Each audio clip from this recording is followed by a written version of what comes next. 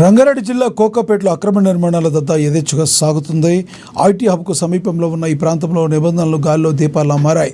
ఓ మాజీ municipal vice chairman అండదండలతో బిల్డర్లు రెచ్చిపోతున్నారనే ఆరోపణలు వెల్లువెత్తుతున్నాయి.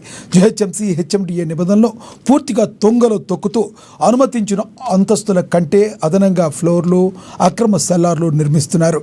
దీనివల్ల ప్రభుత్వ ఆదాయానికి భారీగా గండిపడుతుంది. రెసిడెన్షియల్ పర్మిషన్లతో కమర్షియల్ వ్యాపారాలు సాగిస్తూ పన్నులు ఎగ్గొడుతున్నారు. ఫైర్ సేఫ్టీ, పార్కింగ్ రూల్స్ అస్సలు పాటించడం లేదు.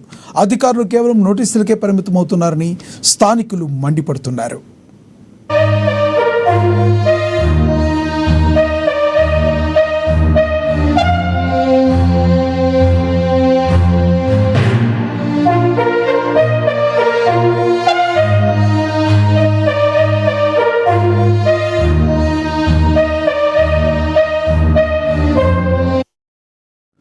రంగారెడ్డి జిల్లా కోకాపేటలో అక్రమ నిర్మాణాల దందా యథేచ్ఛగా సాగుతుంది.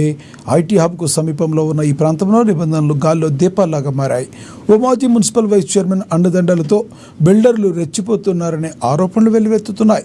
జీహెచ్ఎంసీ హెచ్ఎండిఏ నిబంధనలు పూర్తిగా తొంగలో తొక్కుతూ అనుమతించిన అంతస్తుల కంటే అదనంగా ఫ్లోర్లు, అక్రమ సెల్లార్లు నిర్మిస్తున్నారు.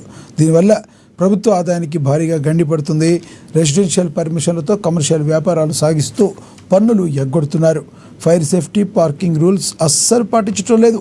అధికారులు కేవలం నోటీసులకే పరిమితం అవుతున్నారని స్థానికులు మండిపడుతున్నారు.